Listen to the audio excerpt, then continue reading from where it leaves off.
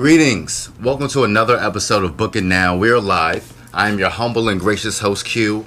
I want to thank you all again for joining me on this continued journey of empathy, growth, and understanding. We have a very exciting show today.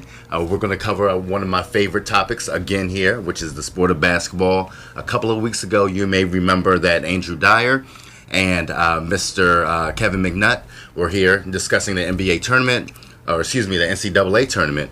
Mr. Dyer will be joining us in a few minutes here, but today we have a very special guest, Mr. Walt Williams, who is, for you younger, audience members out there who may not be familiar. He's a standout star at the Crosslands High School in Temple Hills, Maryland. He went on to the University of Maryland, where he resurrected their basketball program. His 1992 scoring title still holds as their school record. He went on to get drafted in 1992 by the Sacramento Kings and played 11 seasons as an NBA player. He's currently coaching, what's the name of your team? I coach with the AAU program, Six Man Warriors. The Six Man Warriors, and he's also a sideline reporter for his alma mater, the University of Maryland. So we're going to have a great conversation here. I want to thank you for joining us on the show. Thank you for having me. It's a pleasure. Thank you. My pleasure. For our show here, we typically start in the beginning. So I'd love to know maybe a bit about your background and how you got into basketball. Well, it started at a very young age, man. Anything I could get my hands on, I would turn it into basketball. So I can remember, I can remember as a little kid turning coat hanger wires and putting it on top of the door, getting balling up socks, playing, just whatever. I can remember growing up in Fort Chaplain area, in those apartments. It was a playground in the neighborhood, and they had these monkey bars that they were real wide at the bottom, and it went into one square at the top. And I was shooting that thing right there. So it was a lot of things I would make it to a basketball court before I really started playing on an actual basketball court. So I just loved the game, loved watching it, and I had fun playing it a lot. When did you start playing the game? Like this is what I'm doing with my life, right? Well, I mean that sort of kind of just happened for me. I had never played on a team before until I got into high school. Up until then, I was just street ball player. Play pickup games with the neighborhood from Temple Hills and Prince George's County. So we would go up to Benjamin Started and middle school, and we would play in the back of there, and it was just fierce competition back there. And then I started to play in high school, tried out on the team actually my freshman year, and I did not make the team my freshman year. The first day I went for tryouts, it was a lot of running lines and a lot of running without playing basketball. Like I said, I had never played on a team before up until then, so I wasn't used to that at all, and I didn't like it, so I didn't come back. But my sister got on me so much it made me come back. But by the time I came back, they had picked the squad already, and so I just, to keep from having my sister yell at me, man, I just became the manager, asked them could I just do whatever, and so that was the open position. So I was giving the guys the water when they came out the game, wiping up the sweat off the side of the court until halfway through the season when we got our report cards, and then a lot of guys got cut from the team, not being able to make the grades or just didn't apply themselves. And that's how I got my opportunity to play. They needed a sub, and so that's how I got on the court. And my confidence grew from there. Playing with a coach like Earl Hawkins and Darrell Matthews, they were very confident building, and I played with some great players ahead of me, and like Mike White or Keith Williams, Mike Sumner, Clarence Alford. All of those guys were fantastic players that were ahead of me. So I knew what it took to be successful. I knew the type of effort you needed to play with, and I knew the type of unselfishness you needed to play with as well. And so seeing that type of example really helped me. The game wasn't publicized and where people came from, so I didn't even know being an NBA player was reality. When I walked into the gym, I just walked in there saying to myself, everybody that's coming to watch today, they're gonna see that I'm the best player in this gym, and that's what it was. I wasn't trying to attain a bigger goal or anything like that. I just wanted to prove that day that I was the best player, and with that type of mentality, it kind of evolved into me reading publications like Street and Smith's, and they would have me ranked as the top 5 point guard in the nation, something like that. And up until that, I never knew, and so just reading about it, I'm just playing. And then reading about it, and I started to understand that, okay, I got an opportunity to play at the next level. And so that kind of fueled me. I was lucky enough to play with a coach in Gary Williams that had the ultimate confidence in me. Absolutely. and I tried to live up to that, and that ultimately got me to the next level. Wonderful. And you're coaching now, right? Yeah. So what is one of the lessons that you learned when you started playing organized sports, right? In the 9th grade? Yeah. And now you're coaching young children or young men, really. Yeah. What are some of those things that you see crossing paths there? Well, just in a general sense, just having respect for the game, approaching it in the right way, playing the game the right way. Even though I was a player that was in my senior year, I averaged 27 points a game, but it came from me facilitating and understanding what guys were on the court, but more specifically, I believe, in my opinion, what elevated me to the next level is that when I used to learn plays, I didn't learn just what I was supposed to do. I learned the entire play, so I knew what everybody was doing. And so, after a while, just knowing those things, I didn't even really pay attention to the play after a while. I started to pay attention to the defense. And so I could see, he's not in position. This is about to happen. He's not ready. So it ultimately started to evolve into me knowing what's going to happen out there before it happened. And that elevated me to the next level. That's incredible. And then, one of the things that you've done, you played for Maryland, you played for Coach Williams. Yes. And in that experience, you played with Len Bias. I didn't play with Len Bias. Tony Massenberg did, but I was lucky enough to be able to watch him, though. Okay. Well, one of the things I failed to mention in your intro here was that you are an author as well with Tony Massenberg, right? And you co-wrote the book, Lessons from Lenny. The Journey Beyond a Shooting Star. Yes. So what inspired you to write a book? Well, me and Tony, we've been friends for over 30 years, and from time to time we get together, we reminisce about the good old days, playing in college, and most times Len dominates the conversation. So we felt it would be a good idea to just let the masses know what he meant to us. Most know about the circumstances surrounding his death, but few know about the impact he had on the community before and after. As a man, and we learned some things about that specifically going through that scenario that helped us later on in life. I mean, I thought he was a superhero, so to have something like that happen, it really was something that I was taken back by, and it really made me take a hard look at my life and how I was going to go about doing things moving forward. And so he was kind of an example of how we learned from that, even though it was a tragedy. And so also I think the university went to another level in how they provided help for the student athlete and helping them to graduate on time and just graduate, period. Circumstances changed due to what happened to Len. Also, laws were put in place. It's actually a Len Bias law that's in place that had to do with the circumstances surrounding his death that disproportionately affected our communities. And so those type of things. It's not just a basketball story. It's a human interest as well. It has other things that's involved in this book that doesn't have to do with basketball. But I think the most interesting thing is the two different perspectives. Tony about you wrote it quite uniquely there. It's almost like a conversation, pretty much a conversation between me and Tony, and he's given a perspective of Len's impact on him, and he was a guy that played with him, was there for the actual tragedy. He was there doing it, and I was a impressionable high school kid trying to figure out what school I wanted to go to, a high school recruit, and so we talk about this circumstance circumstance or this situation from two different perspectives, and so I think it makes it very interesting because the impact he had a tremendous impact on both of us, right. and we never knew it. Mm-hmm. And what was that impact like for you, at least as a young high school student? You're a top recruit. You're trying to find your best options, and you see the superhero. Your words. Well, man, it's hard to put into words.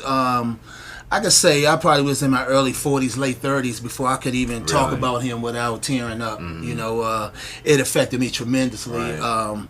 He was just someone who I just had the tremendous respect for. Mm-hmm.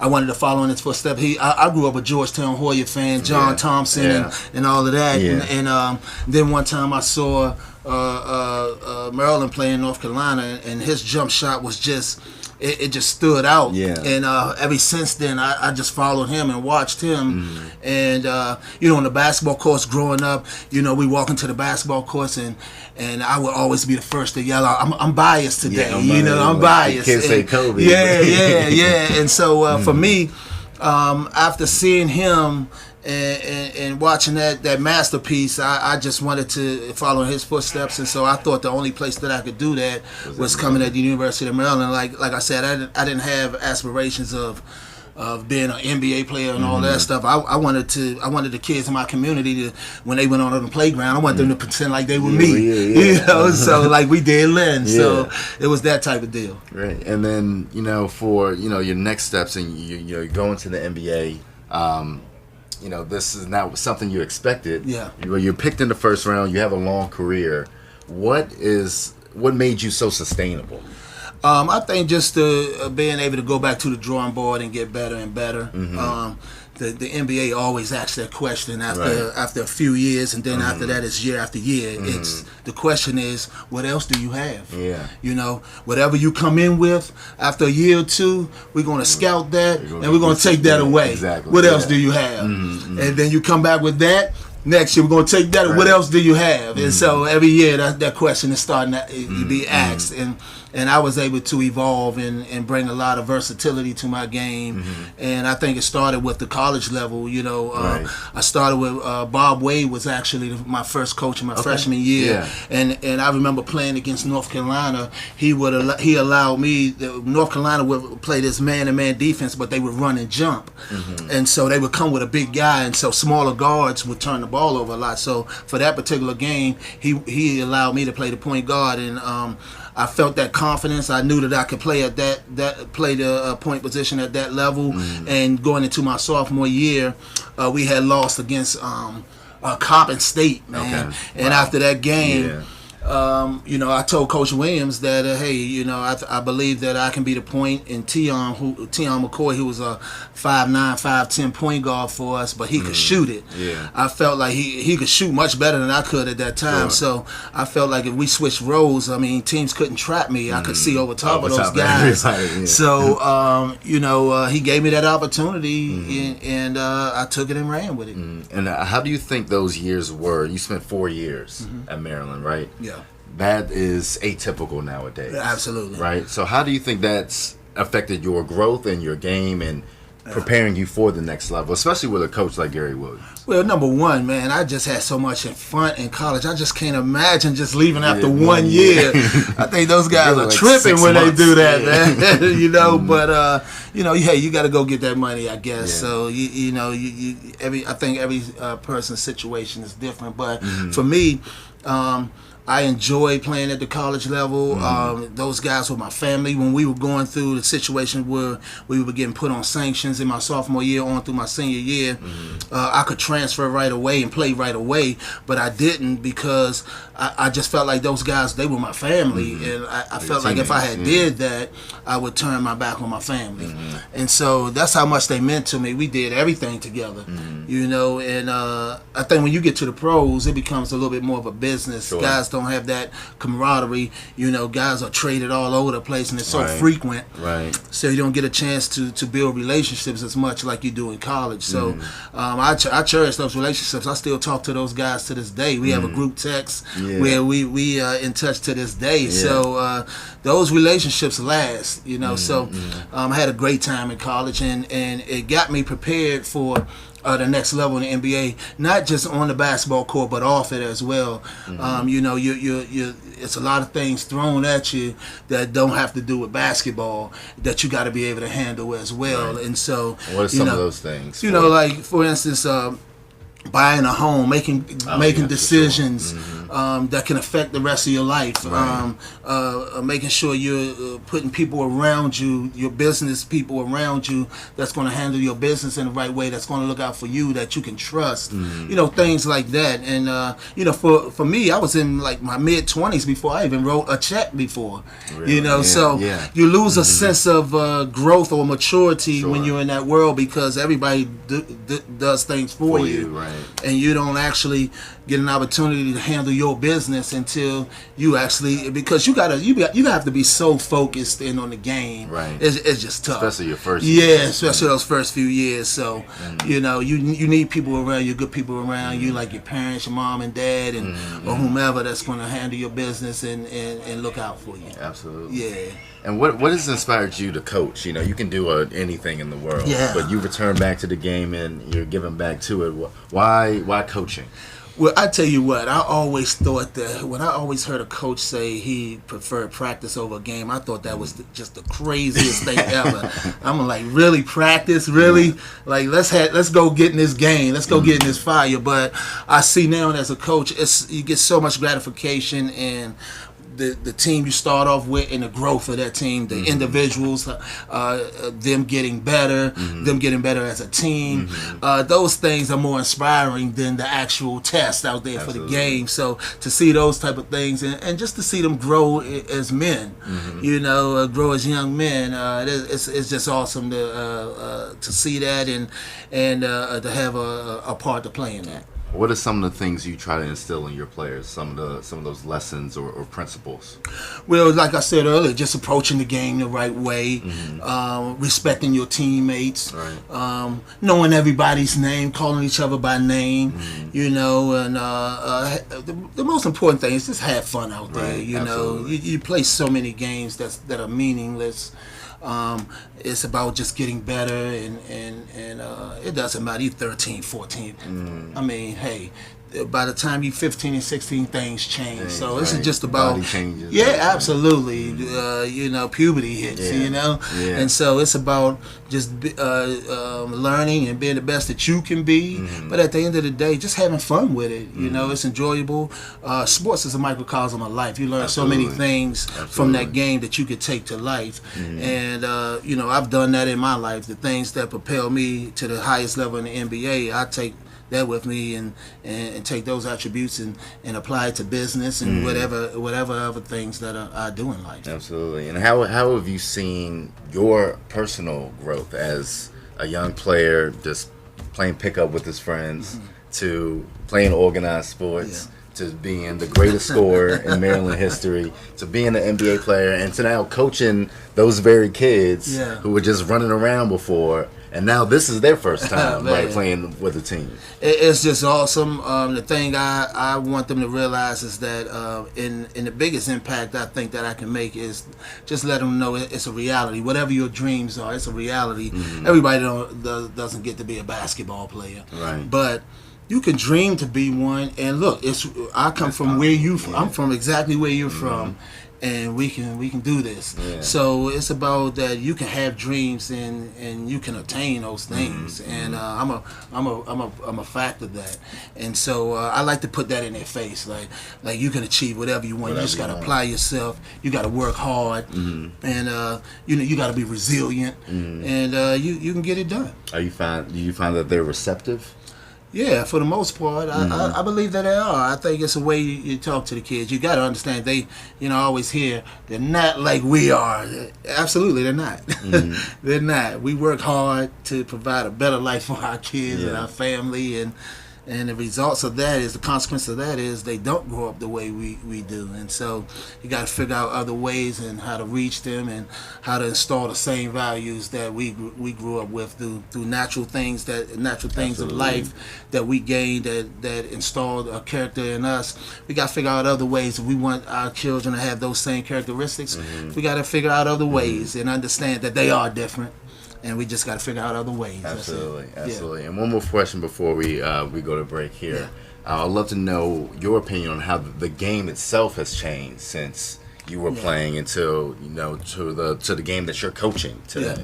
Well, the biggest difference is the physicality on the perimeter, to be specific. Absolutely. In my day, you could be a lot more handsy. Hands and when you're guarding guys on the perimeter, and what that did was it would nullify a guy's quickness or his athleticism, and it always made it revert back to what is your skill level like.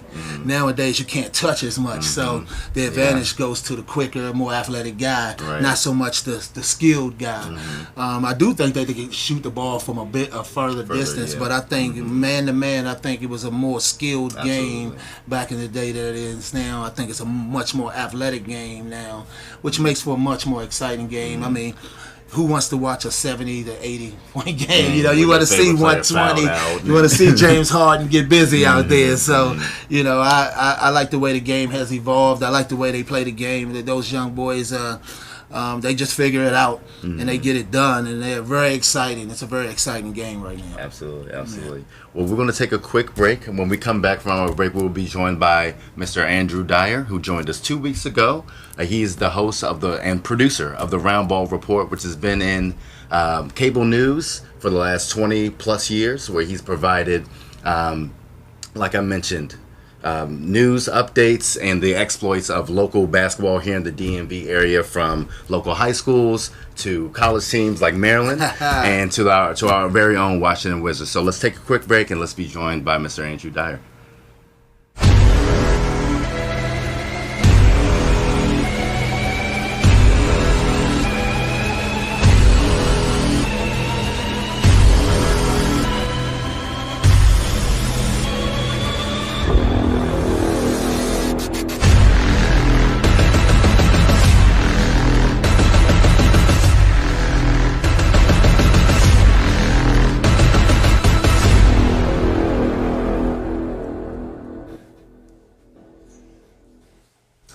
Welcome back.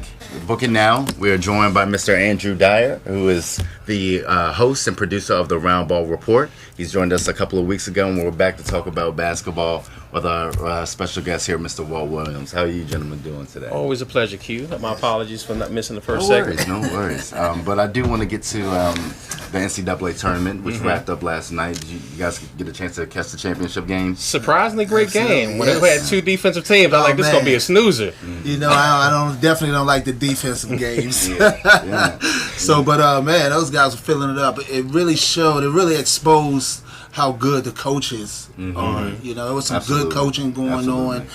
Some good execution. You had to, because you're playing. There were two terrific defensive teams, and it took them a while to get adjusted to it. They felt each other out, and then because they weren't used to seeing somebody that good on defense and going against them. And I thought Texas Tech would be able to pull it off. I did. That's what I was rooting for. Well, Virginia was like a team of destiny this year. Because they should have lost the last 3 games. Yeah, right. And just from the story from last year. Yes. Losing in the first round to UMBC. Redemption. Dixon, Ty Jerome grabbing Kyle guys, and we win one before we leave. And the very next year, they come back and shock the world. So that's always a good story. And they did it without Hunter last year. And you saw what a difference he made last night. That's exactly what I was going to say. I say the biggest difference you can see Hunter, especially in that game right there. he really showed why he's a prospect. I mean, he just took over the game, especially late in the game, hit some big shots. But I thought Ty Jerome, in his last 2-3 games leading up to the championship, I thought he was solid, and he was the biggest reason why they was so successful this season. I mean, that play that he threw that ball to the Hunter. I mean, when he had the wide open layup, that was ridiculous. I mean, that was so cerebral right there, understanding and coming from a former great ball handler like yourself, that's playmaker. That is unbelievable that he made that play. And he did it twice. Remember the other one he did, the guy? Yes, absolutely. But that one right there, I mean, everybody wants to be the hero. He could have made that bucket right there, get the foul, and do all that stuff right there. But in that moment, he made the right play. Basketball. And as a coach, you love make or miss. You love that right there, that he makes that play. And your teammates, they galvanize when something like that happens because they understand. Because every guy probably look and said, man, I would have shot that. I would have shot that. You know what I'm saying? He was wide open.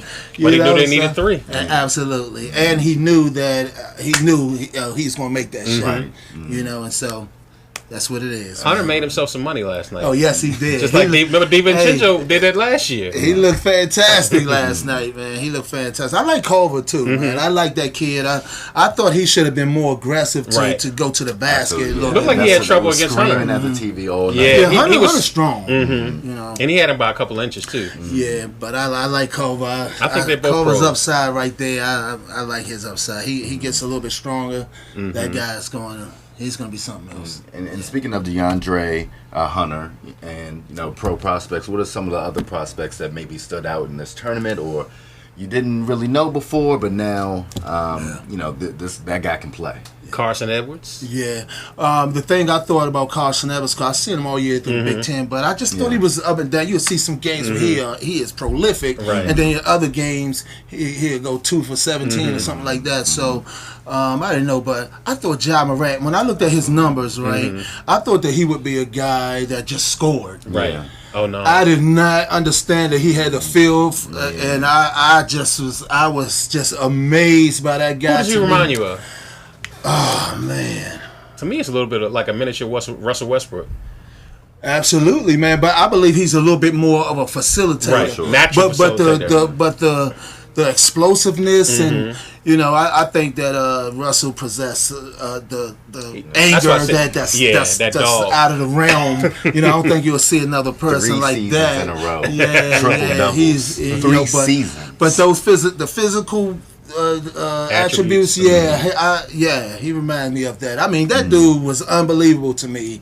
Unbelievable. Of course, Zion. I mean, he's an animal out there, and Johnny's son, I think, did something for himself. He absolutely showed well. He did. I think he rose his stock rose tremendously.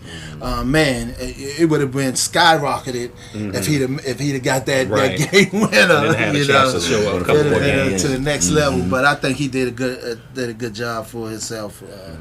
But the kid from Michigan State hurt himself in that game against Texas Tech. You think Cassius?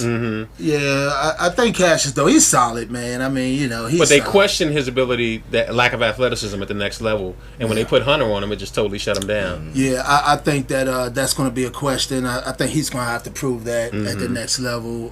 But I think he'll get that opportunity. He just have a knack. Some guys have a knack. He's a pro player, but he's not going to be in the first round draft. I don't think so. I don't think he'll be a star. I think we talking about Humachara, Hachimura. I mean, Morant, Barrett. What do you think about Cam Reddish? I like him. I like that dude. I think that the reason why he doesn't dominate as much in college like he should is because I think he's a victim of the game. It came easy to him. He didn't have to work hard to be a dominant player. That's what it looks like.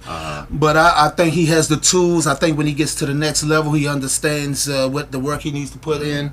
I think he'll be a better pro than you look at him right now. I think he has a higher upside than Barrett, if you ask me. Yes, I do. I do. I'm not the biggest fan of Barrett. And they say the Wizards got a good shot at Reddish. I like Reddish, man. I like him. I like Kobe White. Kobe White. I like him. What do you guys think about Bowl? Didn't see him. I didn't see him. I think that for the size, for how long he is and how big, I think he's mobile. He can move up and down the court. You know what? I like Taco, man. I was going to ask you about Taco. I like Taco. I think Taco can move around. I think he's a lot more than people thought he could. Yeah, I think he's a difference maker on the defensive end. I think he can alter and make easy shots very difficult on a consistent basis.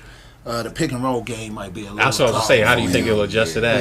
Because you can't just sit him in the middle of the paint in the NBA. It's out of zone. Yeah. But he's so long, man. I mean, I think he can have moments out there. And I think he has an upside because he was just a tall kid and still learning the game. Yeah. You think he's gonna be strong enough at the next level? He's pretty big. Yeah, I think he will be strong enough. He's never gonna be a big guy, but I think he'll be strong enough to not get knocked around and knocked off balance a lot. So I think he'll ultimately grow to that. So Wiz, what do you think about the people that question Zion's ability at the next level? You know what? This is what I say. I remember when Shaq was coming out and people were saying that he was dominating college because he was bigger than everybody. But when he get to the pros, I was like, what? He gonna still be bigger than everybody. And that's what I think about Zion. I think that he is a legit wing small forward. And that dude is huge, man. I mean, he's almost 300 pounds. He's a freak. But he is so agile, and I think that his bully game is going to still be in effect when he's in the NBA, and I think he's going to grow to being a better shooter. I don't think he'll ever be a guy you would say that's a shooter. Right. But if I'm a coach, I wouldn't want him to be. I want him to go into the basket a lot.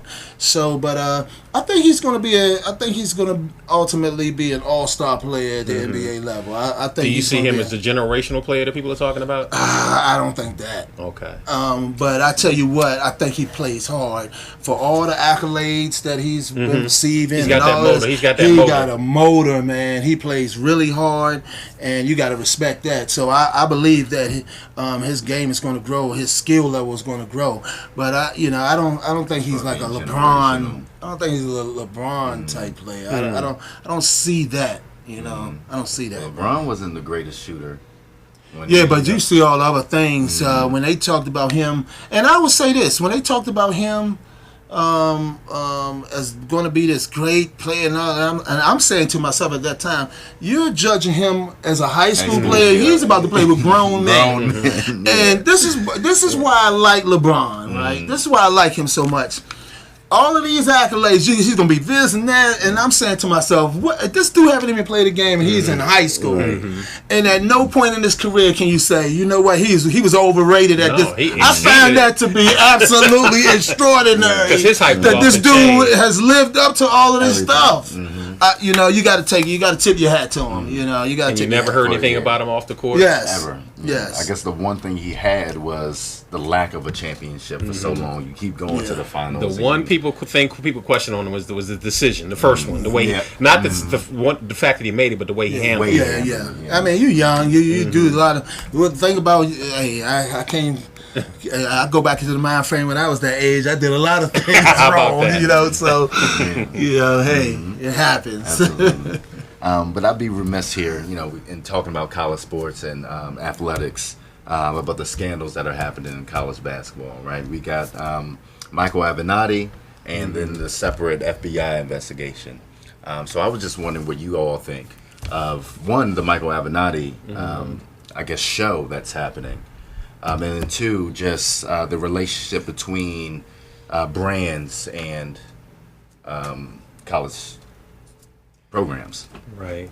Initially, I know Walt's kind of. What are you talking about? He's a former major Division I player wearing Under Armour. I'll take the heat. I'm not associated with anybody. You gotta ask.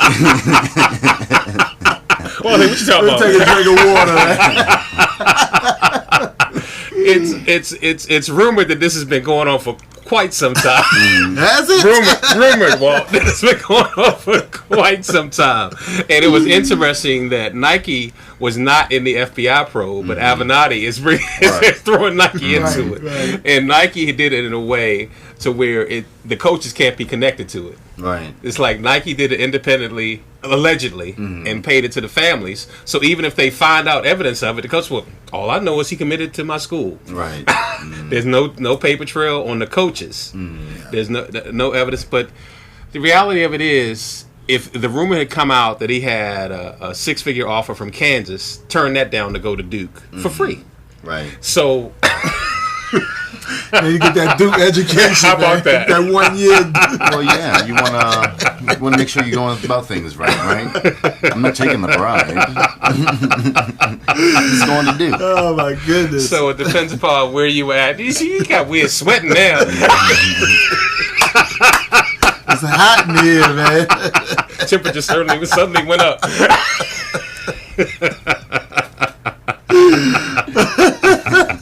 But I think that it kind of, you know what it reminds me of, was when the baseball scandals came out with the steroids. They questioned the source when Jose Canseco came out and snitched on his people. He said, I witnessed this guy do that. And they all said, oh, it's Jose Canseco. He can't be trusted. Right. And it turned out later on, everything he said turned out to be true. Well, I don't think that anybody believes that this is not true. I mean, I believe everybody figures that this is probably true, but it's about, can you figure it out? What's going on here? So I would imagine that everyone feels that, you know, in some form or fashion, some of these kids are getting slid money under the table. I mean, hey, you saw the movie Blue Chips. They was doing it back then. College athletes are getting paid, and now it's a whole scandal now. That's the thing. Everybody's calling for it. Yeah, calling for it. But now when it's actually found out it's actually happening, it's like, what? Yeah. So, but it's just, but now it's happening with the god of college basketball, Mike Krzyzewski. And when they tried to, before Avenatti came out with this information, and people were saying he strategically did this, thinking that Duke was going to be in the Final Four, so the spotlight would be on them. But so he released it at this time anyway. I mean, it wasn't talked about that. They didn't talk about it at all on the broadcast. Nope. Not at all. They didn't touch it. It's like the elephant in the room nobody wanted to touch, but you're touching it here on Book It Now. So you got my man weird sweating. But it's if you're naive enough to think it's not going on, then you know we've got some real estate for you that you can. Well, we can move on to the NBA because the season is wrapping up. Where they get paid above the table. When they get paid above the table by all that stuff over and everybody. But do you guys have an MVP leader right now? I got Giannis. So look, I cannot believe that so many people. Harden is the guy for me. I just think that. Well, they said he won the players' poll. But you know, I hear analysts talking about he seems like he's cheating the game and manipulating the game. I'm just like, he cannot help that he is a baller like this. This is how much he is a baller. I mean, D'Antoni, the type of offense he runs is let's get it up the court, move around and cutting up. And he's so hard and said, hey, look, man, you bring that court up and ball up and do your thing. And he done changed this whole way of coaching the game. Right. Other NBA players, they get that ball and just say, here. All-star players that he's playing against are copying his move real time. Like, I'm playing against you. This is your move you made, and I'm going to try this move. Paul George did in the All-Star game. I mean, it's unbelievable. I just think this dude is prolific. What, he got like 8 or 9 50-point games? And I just think that what he's doing out there is just unbelievable. Not all of those things, right? But they were in the 14th place. He elevated that team to 3. I mean, it's unbelievable what that dude has done. No, they're not 1. They're not 1. They're 3 right now, I believe. But I just think that he's doing it, man. Now Giannis getting it done now too. I don't think it's a landslide, but no, I'm not saying I'm giving it to Harden. Okay. All day. Man. So why do you think all the current ballers are saying James, but the media are saying Giannis? Because the media like to see all this ball moving, like like the Spurs invented, and at the pro level. But NBA guys know we out in this fire. We know who the real baller. That no matter what we do, we know he's at the top of the scout book every night, and he's still toying with them. You have to respect that, man. You have to respect that because. I mean, when you going against guys, it's just like when you playing on a team and you do something and everybody in the stands, everybody's going crazy. You look at the players; they're looking at the bench because it is nothing like your peers what they're doing, And so that's we know. We know the fire that we in. Nobody else knows what we're going through before we get here to this show. You know, and so I think that's the biggest thing. But going back to Q's favorite player, Russell Westbrook. Just about to say that. How is it that I was just about to say that. He's done it for 3 straight years? Yeah. The first year was like, we got to give him the MVP. Yes. Now this year, he's not even in the discussion. Not a peep. Because you don't... 2020 and 21. I mean, that is ridiculous. That is ridiculous. Right? I mean, and this is a guard. You know what? I think that he makes it a routine now. You know, people don't see it as a big deal anymore. I would imagine, I didn't watch Oscar Robertson, but for as many years as he did that, I would imagine after a while, you know, it wasn't a big deal. Yeah, you just get spoiled. I think Harden the same thing. I mean, I watched the other night, and I believe it was one game he had 28, 8 and 8, and I was like, oh man, he had an off night. He had 28. I mean, that's ridiculous. I 28. That's ridiculous. I think I saw a stat that said he scored 30 points on every team this year. Yeah, I mean, he's on everybody. Nobody can stop him, man. Everybody got Nobody can stop him. He dropped 52 here. When one time he was here this year. But I think we won that game. Yeah, the Wizards won. Yeah, we won that game. He can do that. That's where it counts. Yes. That's where it counts, kids. Yeah, absolutely. But I think that's why they're giving Giannis the credit, because they were like the 7th seed last year, and now they have the best record in the NBA with pretty much the same roster. Yeah.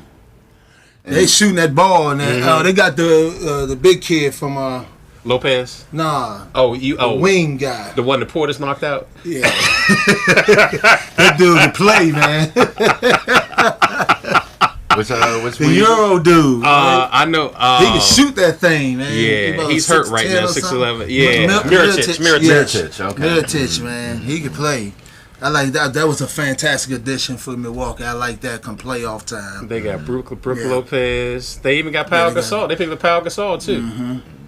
Well, speaking of personnel, do you think Kevin Durant will stay in OKC in Golden State? I don't think so. I mean, I think that he's won some championships. I think he wants the narrative of he carried the team. I think he wants that narrative. I don't find any fault with him going to Golden State, because at the end of the day, I think he just chose to. I want to give myself the best chance to win the championship. It's his legacy. He's the only one that's going to have to live with not winning the championship. Right. So hey, the crazy part about that is they were up 3-1 on Golden State that year. They had that thing, man. Oh, that would have changed so much. That would change history. That would change so much. They had it, and I think that, interesting enough, I think the Westbrook KD thing came into effect after that. I think it was, I'm gonna win this. I'm gonna win this, and you can see it was uncharacteristic the way they played after that, especially at the end of games. So. Do you think KD he doesn't have that story of he carried a team because? Well, they won a championship without him. It's going to be hard for him to get it. Yeah, but once he won, he got he was MVP. No, don't get it wrong. Now, I believe that he's the guy. I believe people talk about Steph.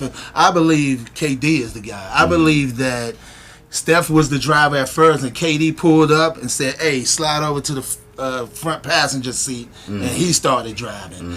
But it's still they won before he got there. Right. And, with the team that they have, they were supposed to win. I mean, that was ridiculous. It wasn't even supposed to be close. Right. And so I think that the narrative with him is always going to be he joined a championship team. And so I think he got his rings. He got his MVPs. I think that for him, he doesn't feel like... I joined his team. I was the reason why we won. I believe that he feels that way, and so and rightfully so. I mean, it's a different team that they had before he came. You talk about the team that's constructed now. Right. You take him away, they're not. I don't believe they win a championship, and so But I think he wants to go to a place where. But going back to your original question, I don't think anybody can really honestly say what KD is going to do, because if you recall, a few years ago, not right when it came time of the decision, everybody was talking things are lining up for him to go to the Wizards. He's coming back home. They didn't even get a meeting. No. Nobody had projected Golden State until he decided he announced Golden State. Now everybody's saying New York except KD. But the one thing I worry about is he's so sensitive to social media and the media. You think he could handle that pressure cooker being the man in New York City? I think he'll be fine, man. That dude get I buckets. think that narrative has run its course, and his apathy towards media, I think, comes across as sensitivity. At this point, I think he's learned his lessons, and he just knows I'm the greatest player, one of the top 3 greatest players on the court right now.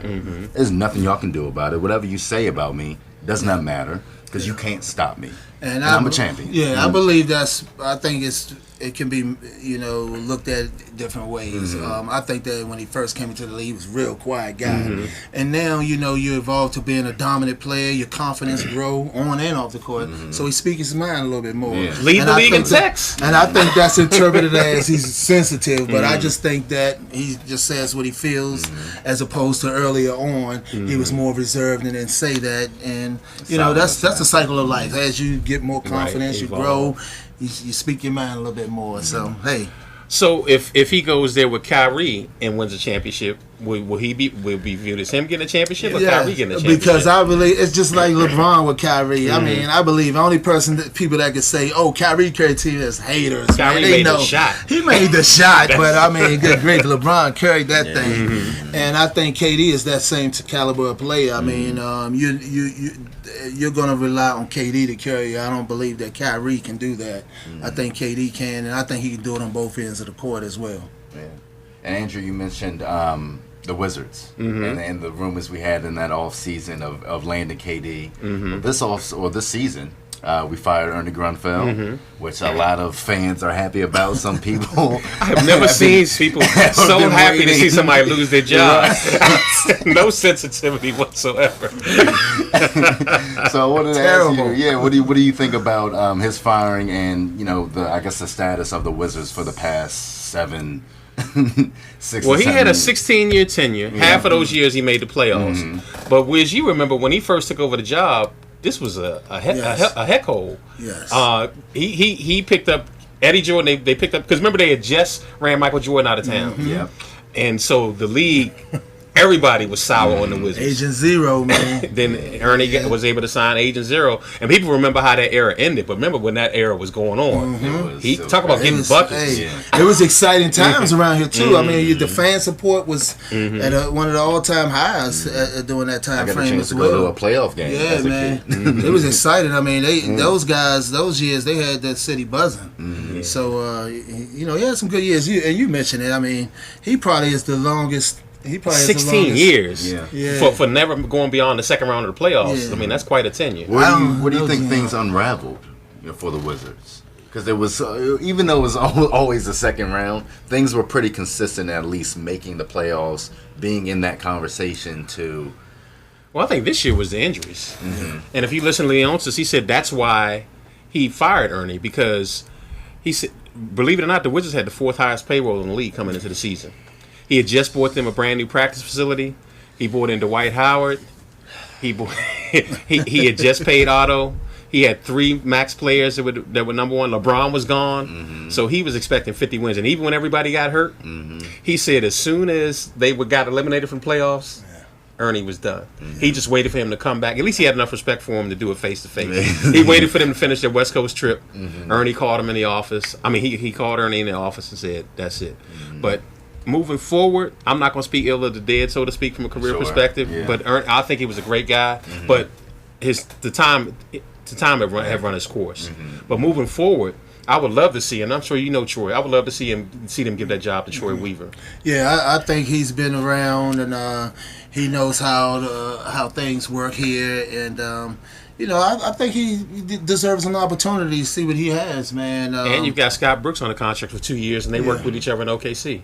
Absolutely, and that's key. I mean, that relationship between, that's key, because you want the coach's input. He's the one that's there day to day.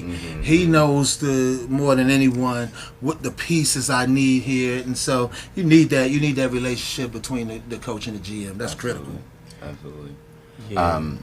Yeah, and in the last couple of minutes here, we had the opportunity, Walt and I, to speak about his book and the legacy of Len Bias. And I was wondering if you could just speak to, what you remember of that era and the impact of that moment. I remember his college roommate Jeff Baxter. We were classmates at Archbishop Carroll. Okay. And I remember seeing Lenny. You remember Hermanville? Absolutely. Hermanville, we used to go up to Coldfield House. You know how you have the courts on the outside, and we would sneak in the gym. They were working out, and I saw Lenny evolve. And Hermanville used to ride him, and to see Lenny evolve into the stud that he ultimately became. And those that didn't get a chance, just like you were talking about LeBron, the stories about him. The legendary stories that you hear about Lenny Bias are all true. I mean, he was incredible. Two-time ACC Player of the Year, Athlete of the Year. Number 2-3 picked the Boston Celtics at 86. Built like Zion, but with a jump shot like Steph Curry. Oh man, he didn't have a 3-point line then, or he probably would have averaged more than I did, but.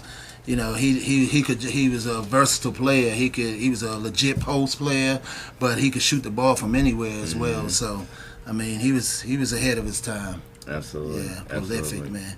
Prolific scorer. And just again for the viewers who may be joining in, recently, what inspired you to write this book with your former teammate, right? Well, yeah, me and Tony Massenberg, man. The reason why we wrote this book, we just wanted the masses to understand his impact on us, not just the circumstances surrounding his death. He was much more to our community than that, and we wanted people to know what that impact was. And so, I talk about specifically me pretending to be him on the playgrounds, and that was inspirational for me later on in life, because I wanted the kids in my community to pretend to be me. I grew up a Georgetown Hoya fan until I saw Bias, and he changed. He made me a Terp fan forever. I'm sorry to hear that. And so that's what his dad played.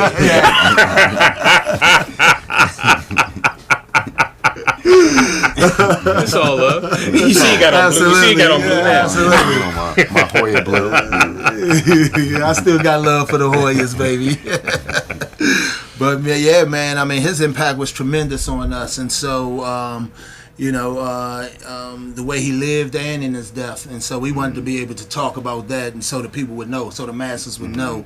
We also wanted to talk about his impact on how he changed the university and how they assisted the student athletes in graduating, and laws put in place because of the circumstances surrounding his death. So we touch upon all of those things. So it's much more than just a basketball story. And what is that Len Bias law? It's called the Len Bias Law, and what it is it has to do with the amount of I believe it's cocaine, or the differences between having crack cocaine as compared to pure cocaine, and the synthesis that goes with associated with those two different, even though they're the same thing, but the crack form of it was more so in the poor neighborhoods, and so that's what I spoke about earlier, how those laws affected our communities disproportionately, and so things like that we mentioned in the book, and just want to be able to say where you can get the book from. That was my next question. That was my next question. Autographed copies are available from lessonsfromlenny.com. Okay.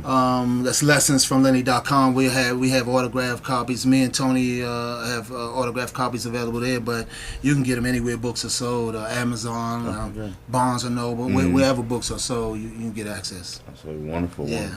And Andrew, where can they catch your shows weekly? So the Round Ball Report, who Walt and Tony have been guests, but that was through our good buddy Christy, who's gone on to do great things. The Round Ball Report comes on weekly on CTV, which is on channel 76 on Comcast Cable, and channel 42 on Verizon.